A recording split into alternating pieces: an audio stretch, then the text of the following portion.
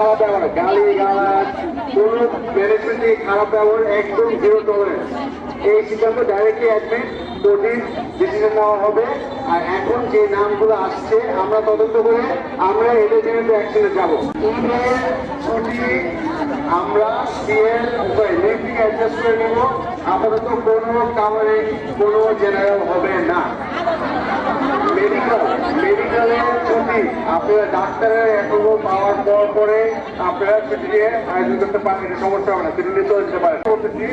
তারপরে লিভের ক্ষেত্রে ফ্লোরের থেকে এক ব্যক্তি সুপারভাইজারের থেকে সাইন লাগবে, অ্যাডমিনে জমা দিয়ে আপনার মেডিকেলে আসবে, না হলে ছুটি চলে যাবে। ঠিক আছে, এখানে সবাই একমত?